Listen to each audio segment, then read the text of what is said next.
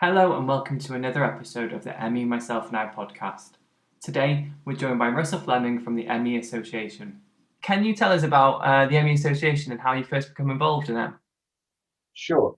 Our head office is based in Buckinghamshire. We've got 12 members of staff and we're supported by 7 trustees. The charity's been up and running since 1978. So I think we're one of the longest established ME charities. We've got staff at head office in Gorcott and more working from home, either part or full time. There's about 6,000 to 7,000 paid up members who've subscribed to the charity and a great many more online. Membership has really kicked off during the pandemic, probably as a result of all the work we've been doing on COVID-19 and long COVID. But I don't think people realise how relatively small we are. And many are quite surprised when I tell them. So I think as a charity, we produce more than anyone might expect. And we tend to focus on information support, campaigns, and investing in biomedical research. How many do you reckon people usually think works there? Because I've got to say, I don't know how many people work there, but do you think people often feel like think that there's more, like in the hundreds working there? So I think so. I think the perception is that you look at the M.E Association, and we try our best to be a national charity, and we're obviously based in England, but we do try and help people in Scotland, Northern Ireland, and Wales as best we can. But we've only got 12 members of staff, as I said, and 7 trustees. Several of the trustees, like Dr. Charles Shepherd, who is probably the most recognised medical expert in the UK, they put in an enormous amount of time every week on a voluntary basis to help keep the charity running. And they also, obviously manage the finances, and they ensure that we're in a very strong financial position so that we can keep helping the tens of thousands of people that we help each and every year. But yeah, 12 people, you tend to think, my God, it's a national charity.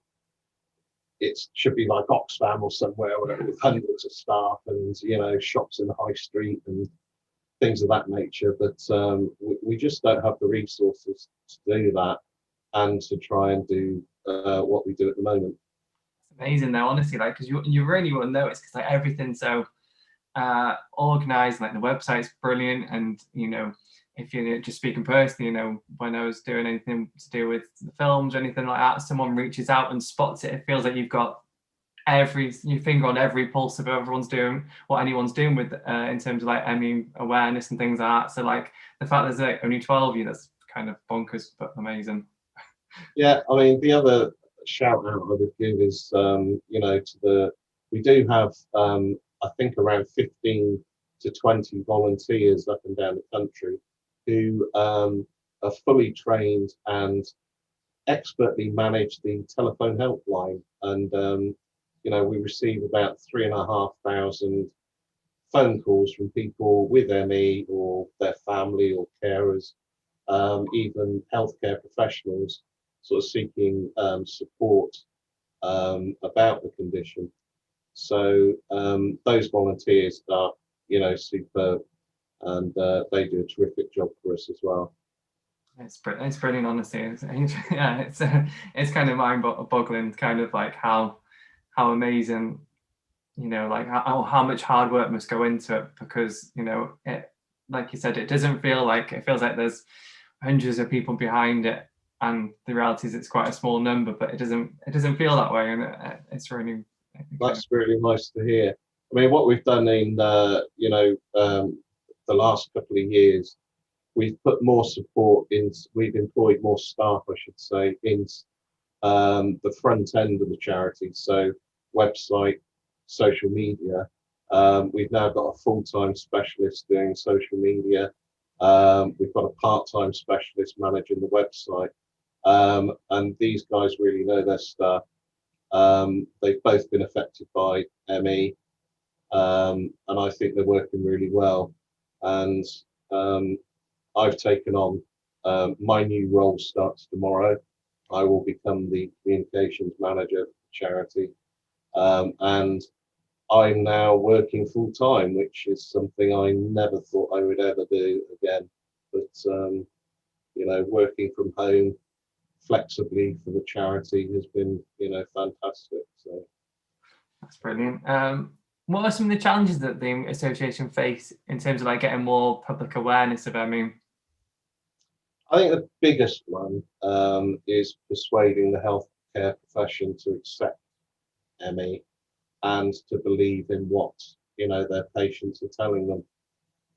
It's such a simple thing, isn't it? But we've been talking a lot about health and social care this year, since the draft of the new NICE guideline came out last November. And when I ask people the question, what do you want from health and social care, the main thing is for doctors to believe in me. And it's heartbreaking that we still face that level of disbelief today. But hopefully with the new NICE guideline, which we can talk about in a minute, there's the potential for those kind of attitudes to change for the better within the medical profession. Whether they will or not, I don't know, but we'll do our best to keep trying to change them.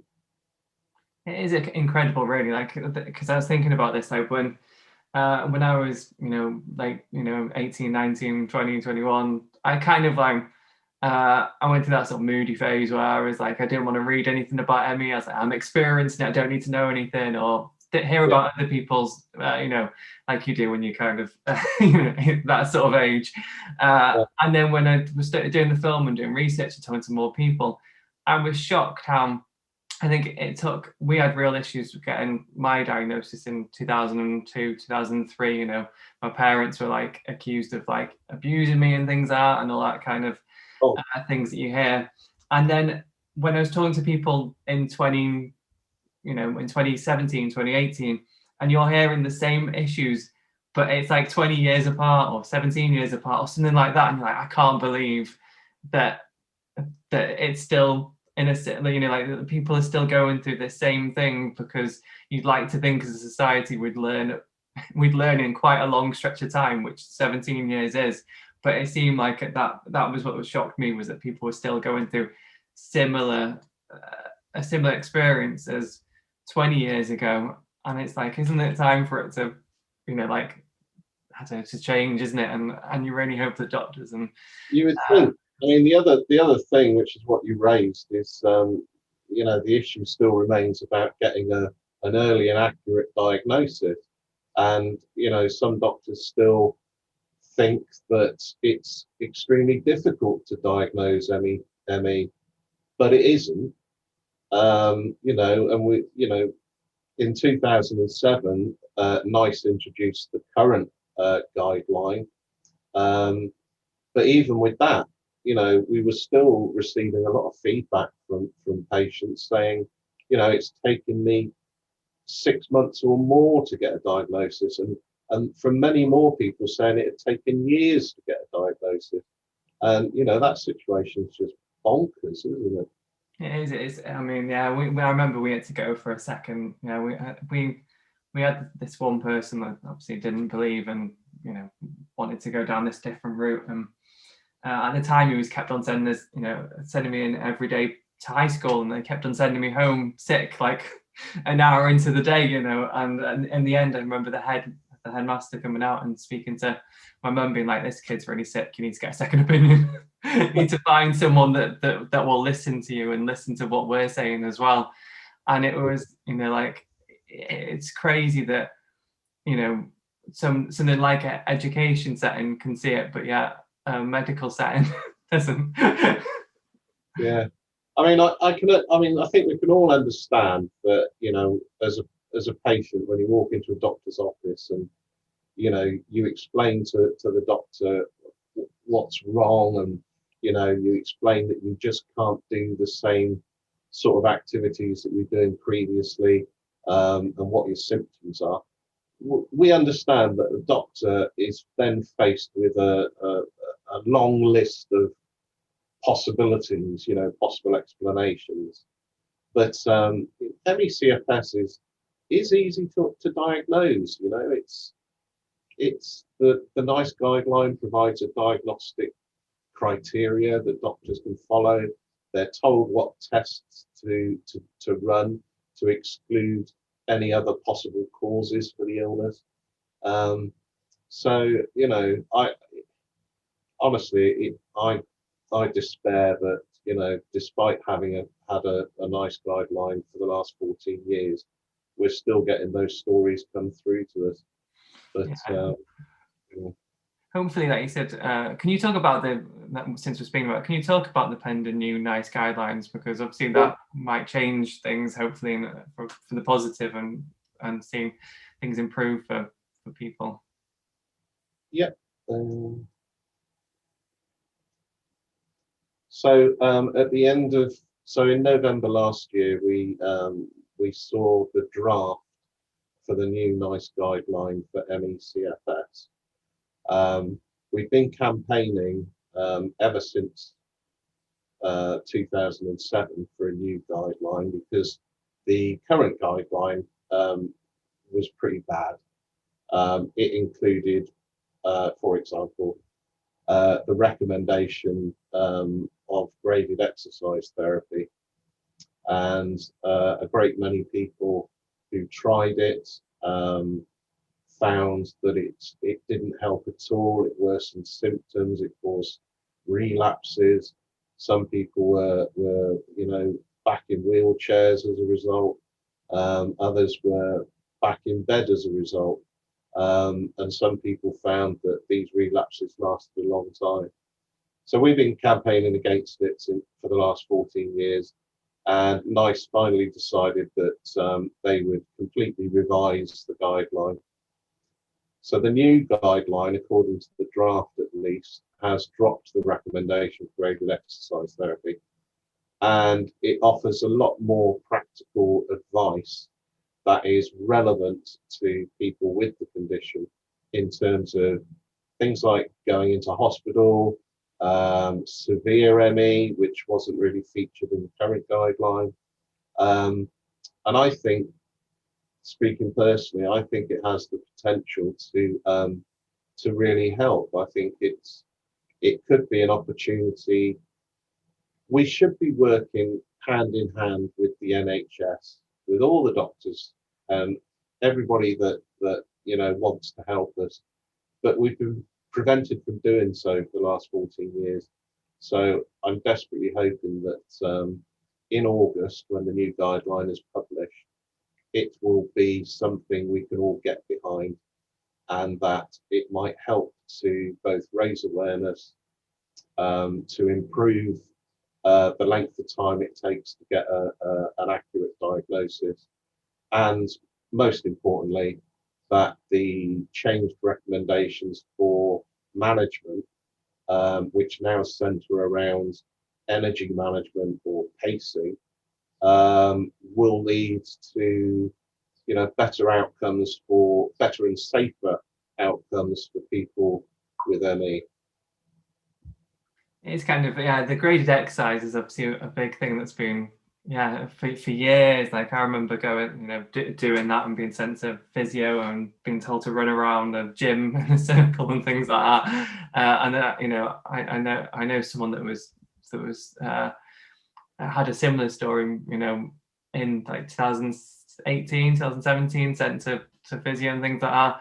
And it just doesn't, in my experience and this other person's experience, it doesn't work. So it's kind of crazy that it's only now that it's going to be removed from the guidelines, because it feels like common sense for a long time that, like pacing is, pacing is the only way that I found, understanding your own body in terms of like when it's there to the just like collapse. Like the graded exercise, running and like all that kind of thing just didn't work, because it just Yeah, I think it's important to point out, and we issued a statement about it fairly recently, which is up on the website. I think it's important to point out that we're not, and we never have been against exercise. The difference with graded exercise is that it's a regime. It's like you're told to increase the amount of exercise sort of week on week and keep going, keep going, keep going. And it's just not practical for everybody, you know. But exercise in general, I mean, I know, or I think everybody who's got ME, whether they're bedbound or in a wheelchair or able to mobilise around the home or work or whatever, every one of them would ideally love to run. You know, Yeah. it's not that we don't want to do it, and it's not that we haven't tried to do it. It's just that it doesn't work. You know, I think and that's a big thing, isn't it? That people think that it's not wanting to, but I remember, I think I was 12, and all I wanted to do is play football and do karate and all that lot. That was what I wanted to do more than anything, was to go back to karate and do all the things. So it wasn't a case of wanting; it was just I couldn't do it no more. And there's a yeah, big difference between not being able to want to do it and not wanting to do it, which I think people sort of misconstrue. And there's that, there's yeah, been that stigma for years that it's like lazy or something like that. And it's like, no, you'll find most people, everyone wants to do what they to do things like like, that. it's like I mean, you had ME as a young person. I had ME following a viral infection at the age of 30. So I've had it for 22 years now. But when I when I was struck down by the virus and then just couldn't recover, and the symptoms seemed to just be carry on. All I wanted to do was get back to work. I love my job, and I'm sure you wanted to get back to school. Yeah, And it's not a question of not wanting to do it, is it? And we try. I mean, I remember going to stupid lengths trying to do it. Even, I mean, I say stupid, just trying to get out of bed was stupid. But trying to re-engage with my employer, and all the time, my doctors were telling me, Russell, you just need to rest. You just need to convalesce. You need to which is actually quite extraordinary for doctors, especially back in 2000 when I was originally diagnosed. But I didn't want to rest. That was the last thing I wanted to do. I wanted to get up, get out, get back to work, re-engage with my family and friends. yeah, So I think there's a bit of, there's another myth, isn't there, Tom, around this idea that we don't want to do things. When I think the evidence is pretty plain for anyone to see that that's as far from the truth as you can possibly get. yeah. It's still, yeah. You would think it's not a stigma, but it still is. And obviously, it gets, like all it takes is for someone to say it again. Like, people have worked into stand-up routines, and it's like, well, that doesn't help either, does it? and things like that. And you're like, you've got no idea that is not what the illness is at all. And maybe, yeah. So it seems like, as much as you think that again we'd be past that point, it still is. I remember going on the news to promote, on ITV Wales News to promote raising funds for the first episode of Me, Myself and I, and someone found me on Twitter and was like, it's just yuppie flu, just for seeing me on the news. I was like, A, how have you found my Twitter? And B, what's even the point in finding me, which probably took a good amount of time, just to then tweet at me that I've wasted people's time by going on the news when it's just yuppie flu, which is kind of crazy. And that was like 2018. Like, that's crazy. Like when you think about it, like I think people have got to carry around with them their own preconceptions, and there's some, I don't know about you, but there's some jealousy as well sometimes. I think people used to regard me as, having all this time off work, most of which was paid, either full pay or half pay or statutory sick pay. And, I used to get people saying, oh, God, if only I could have all this time off work, and stuff like that. And I think there's some silly jealousy as well as part of the stigma. Oh, But, definitely. Like, it's funny when it shows its face. Like, I remember someone saying to me when I said, "Oh, you're gonna, learn to drive," like a friend, and they were like, "It's all right for you saying that. You had ages to learn to drive because you didn't have any commitments to work. You didn't have to, you didn't have to go to work or school or anything like that." And I was like, it took me like 4 years because I kept on having relapses, and then I'd have like a period of like 7 months without taking one driving lesson. And the whole reason I wanted to learn was to so as I got older, I was able to get around a little bit more by having wheels instead of, because obviously walking and stuff like that was an issue. And I was like, you completely have not got understood that whole process. You've just thought, that sounds easy. Imagine if you had unlimited time to learn to drive. It's like, well, if I really had unlimited time and health, it wouldn't have took me 4 years to learn to drive, because I passed first time. I passed my theory first time. It wasn't that I couldn't do it. It was just that I kept on having these big long breaks between lessons, and it was like having to start back over when you're learning something new.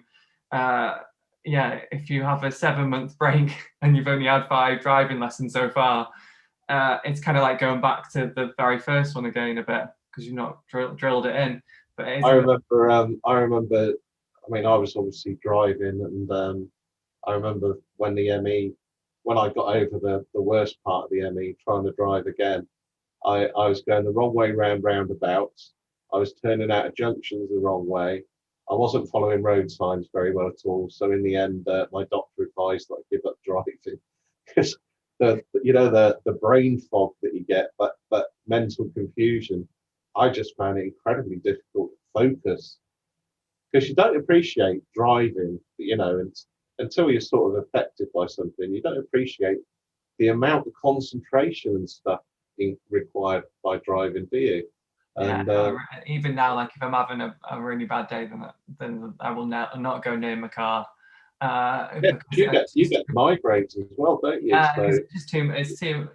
I know that I would be a risk to other people, and even if I need something, even if I need, same amount of milk or something like that, then I'll just have to try and find someone to get me milk, wouldn't I? I'll just have to phone up my mum and dad or someone and be like, "Can you get me some milk?" I think that's a key part of management. The ability to delegate and be able to get, if you're fortunate enough to have close family or friends, or you can organise, support through social care, etc. It's a key part of management for ME, isn't it? That ability to, delegate responsibilities and tasks that you can't possibly do to other people. That's certainly helped me get to where I am now, I think. I still do that now. My mum and dad do. I write a shopping list for myself, and they do it when they're doing theirs. Because, it's a good one. Because I'm in work and stuff like that, but I then have no energy when I'm away from work, and it's all about trying to conserve it and get ready to go again. And I always go in these like 6-week blocks because I work in school and stuff like that, and I'm always trying to just get through to the next holiday and just squeak through enough. And if I added shopping on and like cutting my grass or something like that, I couldn't do it. So my dad comes and does my grass. And my mum, when she does her shopping, she takes my shopping list and does that, and they drop it off at my door, and things like that, just to kind of just to help out, so that it's when I'm not in work, I'm not thinking about the little things that you still need to do, like shopping, which is another hour, I don't know, like 40 minutes of your time, and driving, and if you don't feel like it after work or whatever, you just because there are days when I come home and I just want to get in my house and turn off all the lights. There's an awful lot of people that we hear from who have been able to return to work in some sort of capacity, and they do exactly the same. As soon as they get home from work, basically that's it, until trying to reserve energy to get up to do the next sort of shift. So there's a lot of people like that. I'd just round up a bit on, we sort of drifted a little, but back to the NICE guidelines. So basically, I think it has the potential to help bring about positive change. But what I would say is that we don't know what the final version is going to look like. So the NICE Guideline Committee, of which Dr. Shepherd is a member, they've been working incredibly hard trying to review all of the comments that the draft guideline received. So hopefully NICE will take on board what they've got to say, and when we get the final guideline in August, we won't be too disappointed. I dread to think, Tom, what will happen if the guideline comes out and it's not something we can support, because it's been a long 14 years, and you know, I think patients desperately need something they can all get behind. So it's a case of waiting and seeing at the moment. Yeah, I think fingers crossed that it is something that is long overdue and needed, and it's exactly what we want, and not, yeah, so fingers crossed. I was thinking about, we're hearing in the news a lot at the moment about long COVID, and I was wondering what some of the similarities, differences, and even links with ME are, because I think, you know, sometimes you see that you know, people linking the two, or making comparisons, and I was just wondering whether you could kind of shed a bit of a light on that. Sure. So I think I've sort of pulled out a few of the key things, I think. So we believe that around maybe as high as 80% of people with ME can trace back the onset of their symptoms, and by that I mean the trigger for their symptoms, to an infection of some sort. And with long COVID, the trigger was obviously COVID-19, a virus, which means that both ME/CFS and long COVID could be viewed as post-viral fatigue syndromes. Now, post-viral fatigue syndromes are classified as neurological conditions in the World Health Organization's international classification of diseases, and then linked to ME/CFS. So that, I think, is a similarity. And the neurological conditions are both accepted by the government and the NHS. So people with ME have had various infectious triggers, and some people with long COVID are now actually being diagnosed with ME. So that's another interesting point. But what's emerged from the research is that the long COVID within the population of people with long COVID, there's emerging two subgroups. One with symptoms that are very similar to ME/CFS, and the other with symptoms that include breathing difficulties that may or may not be related to the damage caused in lungs as a direct result of the COVID infection. And subgroups is something that we've also suspected for a long time within the ME/CFS patient population, i.e. that what's causing symptoms in one person might not be the same as what's causing symptoms in another. And as you and I discussed before the podcast, you know, we encounter, don't we, all the time, there are people, we've all got a diagnosis of ME/CFS, and it's all based on having a similar set of symptoms, but we don't always experience the same symptoms all the time. Some of us experience particular symptoms more severely than other symptoms. So you get migraine headaches a lot, for example, and my best friend, as I said, he also gets similar migraine headaches. I don't get migraine headaches to the same extent. Prevalence is another, so there may be perhaps an underlying genetic susceptibility to getting these sort of post-viral fatigue syndromes. Maybe we think around 10% of people who contract a viral infection are unable to recover fully from it. And that's very similar to COVID-19. You've heard in the news recently that they're now talking about 2 million people with long COVID at 12 weeks after infection. With ME/CFS, we think there are around 270,000 people in the UK with ME/CFS.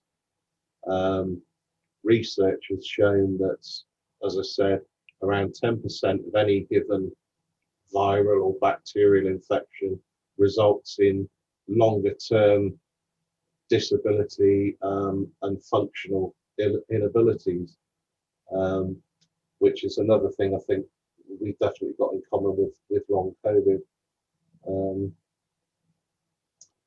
Let me see what else.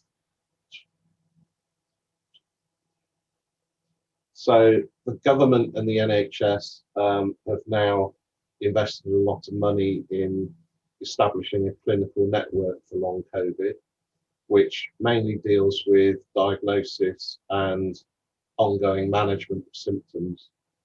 And we have a similar network of specialist clinics for ME/CFS, particularly in England. And they do pretty much the same sort of thing, with some differences and many similarities, I think. So there's a case, I think, for at some point these networks to merge and from us all to benefit from a bigger network of specialist services. These would be places that your GP would refer you to for help with ongoing management or to get a second opinion on a diagnosis. But here in Cornwall, where I live, they have actually opened the ME/CFS specialist service to long COVID patients. What I don't know is whether long COVID patients are being given exactly the same advice as people with ME/CFS or not. But I thought that was very interesting. Yeah, definitely. Because I don't know whether there's more, because I don't know where in North Wales. I've never been sent to. I don't think there's anyone an ME clinic near us here. But it'd be interesting, if there is a long COVID clinic that's closer, whether maybe if they did, like you said, merge and send to that clinic, it might open up. I think on the I think the Isle of Man recently announced that they were going to finally create an ME/CFS clinic, but then because of long COVID, they were going to merge it with long COVID. I think I'm right in saying that. So these sort of things are happening, and yes, Wales, maybe it's an opportunity with long COVID to actually get yourselves the clinical network that we've been trying to help you get for, I don't know, as long as I can remember. The same in Scotland. There's no secondary referral service in Scotland for some unknown reason. Northern Ireland's very similar. And these clinical networks are, in my view, vital because, patients, aside from trying to fumble in the dark and learn how to do things themselves, are, the only recourse if you don't have a secondary care service is to learn it through mistakes or come to the charities for management sort of recommendations, isn't it? Yeah, because we didn't have any of that, and I think when I was an adult, then when I was like 18, I think the closest thing they could find was they sent us to a neurologist in Walton and Liverpool, but it was not. He said, the guy said he didn't believe in ME. He was just trying to treat the headaches, which he thought was a separate thing. So already, you're already thinking, well, this isn't going to be much of a solve, is it? You know, like it wasn't a great start to it, and it was not specialist to ME, which is what we were kind of looking for. It was the nearest thing that they could find, travelable distance. Yeah, I think there's a couple of places still in Wales. I might be wrong in that, but I think the nearest main one would be Bristol, which is obviously unacceptable if you're on the other side of Wales. Yeah, I'm in the north, so I think that's about 6 hours away. Yeah, exactly. So going north. So if I just talk a bit about just briefly, so the common symptoms of long COVID are extreme tiredness, according to the NHS, or fatigue, or exhaustion, which is obviously one of the key symptoms for most people with ME/CFS. Problems with memory and concentration, i.e., what we call brain fog, which is another key symptom for ME/CFS. Difficulty sleeping, another key symptom that is in common with ME/CFS.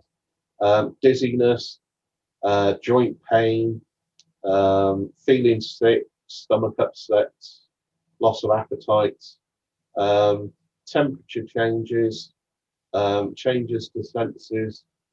But there are, some differences as well. As I said, chest pain or tightness around the chest. Some people with ME/CFS do report that, but it's not a key symptom. Shortness of breath is a key symptom for, I think, quite a lot of people with long COVID, and that relates to the way in which the COVID-19 virus attacks the lungs in some people. That's a key distinction between long COVID and ME/CFS. Heart palpitations. Well, some people with ME/CFS also report heart palpitations. And that's about it, I think, really. So, there's a lot more in common with long COVID and ME/CFS than there are differences. I should probably just add that the final key difference is, people who were admitted to hospital with COVID-19 infections, some of them will have suffered organ damage, and if they then go on to develop long COVID, they will need ongoing care as a result of that organ damage, and that's a key, a very key difference with most people with ME/CFS, isn't it? Yeah. Yeah, it was all very interesting because, like, I think that, people, even I'm, often say that I always like, the videos and stuff like that I make, I try and focus in on the stuff I do know, so like, how it feels and the kind of emotional side of it. But I think it's really interesting to hear from someone that knows kind of some of the more technical side, because I think that I think sometimes by breaking it down, it really does kind of show, like you just did there, the key differences between the two, and then also kind of like just highlights things and kind of wraps everything up into a sort of digestible bit of information, rather than just like trying to make sense of things that people who haven't got any experience of either, probably it kind of passes them by. I think for me, it definitely, hearing it there, you definitely get the differences between the two, and I think that's really helpful to people, I think, in my opinion. So finally, really, coming on to the one of the last questions, but I was thinking about what some of the challenges are about getting more public awareness for ME, and sort of like going the opposite way. What can people do to support more awareness of ME and the association? Like, what more can people do if people are listening to this and they're thinking, oh, I really, after hearing that, there's only XYZ amount of people involved, I feel like I can help, or what can I do to get involved and help? What can people do? Well, I think one of the main ways is to try and follow you know, the news that we're reporting, the campaigns we're trying to organise. M.E Awareness Week is obviously a key event in our year. It happens the second week of May and is around M.E Awareness Day on the 12th of May. We also have Severe M.E Week, which is coming up in August. But the main way is to, you know, follow us on social media. We're available Facebook, Twitter, Instagram. We've got LinkedIn page and YouTube. Engage with, you know, the discussions. We post more content than any other M.E charity. Our engagement rates on social media are 10 times more than some M.E charities, and, you know, half as much again as other charities, including those in America. I mean, I'm so proud of what we achieved with social media and the website. We get just under, I think, 1 million visitors to the website a year. I mean, it's really incredible. But as a charity, we try to be available in all forms, because obviously some people with ME can't follow social media, although, you know, increasing numbers are now, aren't they, with smartphones and things like that. And we've made adjustments to the website so it's more responsive for mobile phone use. But you can also join as a member of the charity. Membership costs from as little as £2 a month, and then you would receive a truly excellent magazine. And I know I'm biased, but it's professionally produced magazine. We've got exclusive interview content, Ask the Doctor with Dr. Charles Shepherd, all the latest updates on research, member stories. We do pen friends, you know, you can find friends through the magazine. Lots of content. This current issue, we had a wonderful pull-out section. No, it was a separate sort of leaflet. It was designed by Marley, and it was like a comic cartoon explaining MECFS, and the response to that has been amazing. So we're hoping to do more with Marley, who's a fantastic illustrator. So we try and appeal to everybody by, you know, the magazine people can read at their leisure, by having a good website, publishing at least 2 blogs every day, I would say, on average. We have an extensive range of literature all about MECFS. Much of it is free. Because of the pandemic, from when it first started in March last year, we were quick off the mark. We made available a range of free resources to people who need to know about COVID-19, the vaccinations, or about long COVID and how to manage that condition. So yeah, basically follow the news and engage with discussions on social media if you're able to. Engage with the magazine. You can contact our magazine editor at any time. Submit stories. You know, you can email us at feedback@meassociation.org.uk. I'm very happy to receive any ideas you might have about things we should be doing, or things that you think we're doing well, or things that you think we're not doing very well. And you can reach out to the ME Connect telephone helpline.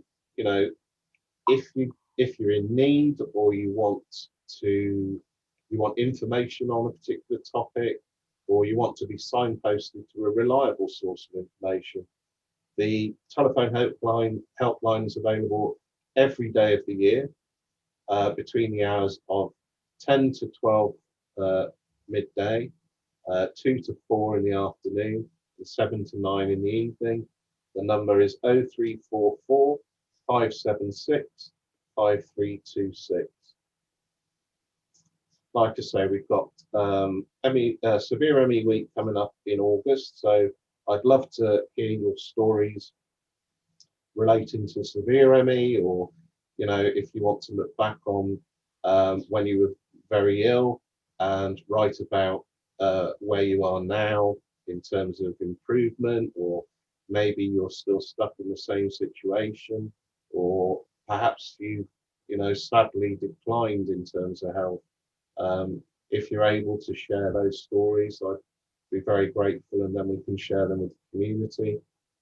And then, yeah, so just keep an eye on what we're producing, and follow us, like us, and engage, and share. I wouldn't share everything we do, because just be selective. But one of the problems I think we faced as a community is getting our messages out beyond the patient community. I mean, we do very well, reaching everybody within the community, but what we need is for people to share news and discussions and things that are happening with their friends, family, connections. That would be really helpful.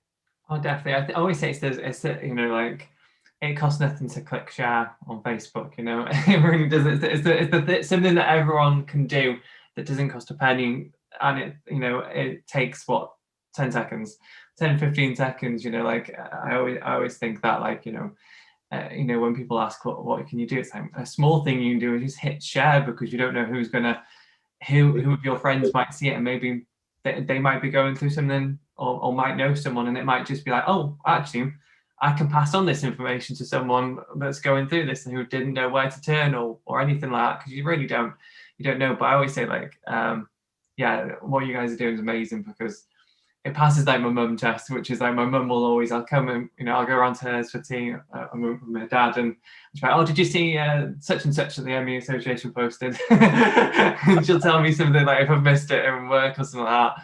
And she's wow. the day off, she'll always tell me, like, oh, have you seen this, or I shared this, or this was really, really good. So that I always think that's always a really good test, because my mum and dad don't, and I think they've got Facebook. They've got a joint Facebook. They've got one Facebook between the two of them, so they're not particularly technological, really. But I always think if it grabs them, then it's kind of a really good a barometer, and they're always telling me if I've missed something, or if it's something that they think that I've missed sharing on the M.E Myself and I Facebook page. They'll, like, let me know that I've missed it in work or something like that, and I need to go and click share. I mean, we're incredibly grateful for all the support we get. I mean, it really is astounding, the amount of people that engage with us and share content, when the vast majority of them are sick. They're not well, and yet we still achieve so much, I think. If anybody, what I would just finally is, we've been doing a lot of work, as I said, with the pandemic, and if anybody still wants to send in their stories about how they got on with the COVID vaccinations, that's been quite a key point in the last few months. We're still grateful to receive them. Also, we've relaunched, I should say, what we're calling the Real ME campaign, and this was incredibly successful when I started it a few years ago. Basically, take a photograph of yourself, share it with us. We want to add it to our library, together with a short story, just explaining, the context of the photograph. And then we used it just to show that, anybody can be affected by this illness. It can affect, any age, any ethnicity, women, men, children. It's indiscriminate, isn't it? Yeah. And so we want to use people's photographs to show that. So if anybody fancies taking part in the Real ME campaign, send me photos and your short stories through to the same feedback email account, and that would be brilliant. That's brilliant. I'll try and link it. Well, I'll link as much as I can in the description below on this video. I don't know whether people know this, but in every episode of the scripted show, if you click on the description, there's a link to the M.E Association on episode 1, 2, and 3. And if you look on the end of 2 and 3, it's even in the credits to how you can access and find them and how you can donate as well, which I think, it's something that I think is really important. That I always, it's always when I'm scheduling the episodes, it's the first thing that goes in the description before I've even wrote the bio, before I've even wrote what the synopsis is for the episode, which is usually the last thing I write because I can never figure out the synopsis for each episode. The first thing that I always put in to make sure that it's in there is the link and the donate link. That's very nice. Thank you very much for doing that. So if people want a quick way to find it, if you're ever watching one of our episodes, it's just click on our info box. It'll take you there, or watch all the way to the credits, and I think I've got the little bio about the charity in the end and the logo and stuff. I think what you guys do is amazing, and the support that you've given us as well when we've been doing our show as well, since I think the first time I spoke to someone from this M.E Association about it was like 2018 or something like that, end of 2017. It might have been me, Tom. It probably was. Yeah, it probably was. It's been that long, and we are, we're filming 2 further episodes in the summer that are written and scripted and stuff like that. So hopefully we'll have some more out that I can link. That forever, going forward, whenever those episodes come out, when. If you get all the way to about the 10-minute mark, you'll find the links for the M.E Association. It's on our posters as well. I always make sure I include it on our. This is how we need to do it, isn't it? As a community, share everybody's production materials. Get your videos trending. It doesn't matter really.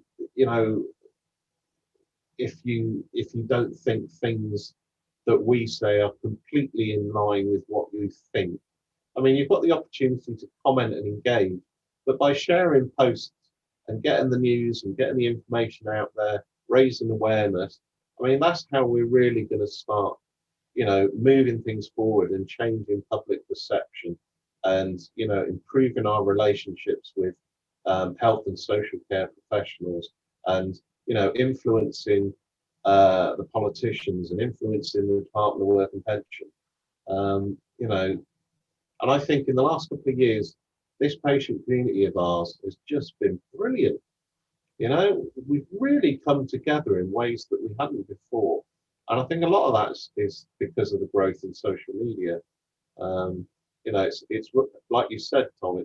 It's a relatively easy thing to do, isn't it? To click like, click share, and I think we have seen what we shared. I remember we shared a simple, well, it was a relatively simple graphic one year. I think it was last year for ME Awareness Week, and it reached over 250,000 people on Facebook. I mean, I'm never going to forget that because it was just stunning to watch. Yeah, that's amazing. And so if we can, if our aim is to do that with absolutely everything, I mean, just imagine what we could accomplish. Oh, definitely. Twitter has retweet. If you see something on Twitter, hit retweet. It's so quick and easy everywhere. I think even Instagram's getting better at sharing. It's a bit iffy on Instagram, isn't it? It's not so easy to share on Instagram, but I think they'll eventually make it easier to share as well. But for the time being, Twitter is really easy to share. It's it's one button, click it, and it'll do it for you. And if you want to add, you can quote it as well. If you wanted to add your own bit of context for it. Same with Facebook, you can add something. I always say if you can post something while you're sharing it, it tends to hit people a bit better than just sharing, probably. But even just share, even share the information. My colleague Emma, she's now releasing some of the updated images from the Real ME campaign that I've just mentioned. So, you'll be seeing images of real people with ME together with quotes from their stories. So, if you see those on our social media platforms, then just share them. Yeah, it's Get people talking. really easy to do, and I encourage people to go and check out everything, as much as possible, because I think it is. I find it really helpful, and and I always check in and see if there's something, see what's going on, and I hope people do as well. Thank you so much for joining us and talking us through all that, because I think it's a big help, and it's certainly something different than the other than some of the other podcasts and things that we've done, or any of the other videos that we make, because I think it's really been interesting. Even I've learned so much stuff, and I always say that like, it might sound weird, but you can never stop learning things, even though I've only been a part of my life for like 17, 18 years. I always learn something new about it daily. Exactly the same, Tom. Every time I open my inbox in the morning, or review what's happening on social media, I just learn all the time on this job. It's a fantastic job, and I love it. And helping people is amazing.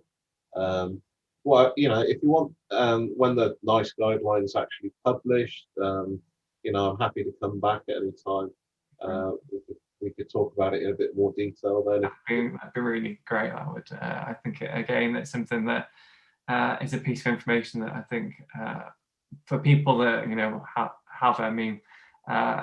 will be interesting to hear discussed at length. But I also think it'll be interesting for people that don't know too much about it to hear about it, because I think like you said earlier, it's not just, we need to reach not just the people that know about ME, but we need to reach people who've got less of a knowledge about it. I always say, like, the fascinating thing was when we're making something scripted, was that our camera people and our camera and our sound people for the episodes prior to 2018 had not heard of ME, and now they're they give up their time. All of our crew gives up their time because they've got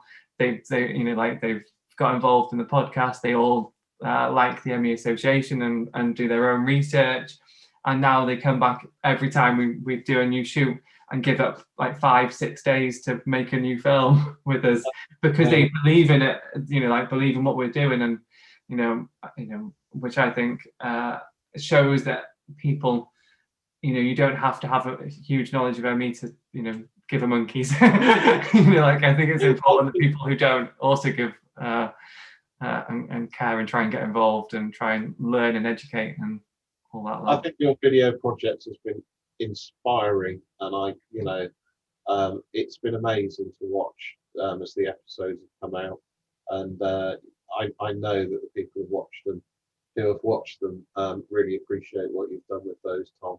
Thanks. It's brilliant. Let's hope I don't cock up the last few. No, I was just. I always get that when we're about to start shooting. I always start second guessing everything I'm about to do. Oh God, yeah. It's like when I do interviews. You always end up second guessing what you've said, and I refuse to listen to myself after an interview's been published, because I just don't want to self-criticize me. Oh yeah, I'm no doubt I'll be very, very casually editing this, just because I can't stand my own voice. I'll be like scrolling past me, like, ignore me, skip to here. So yeah, thank you so much for joining us. Thank you, Tom. It's been brilliant. And yeah, hopefully, don't forget, everyone, that the links and stuff will be in the description, and go check out the M.E Association and get involved.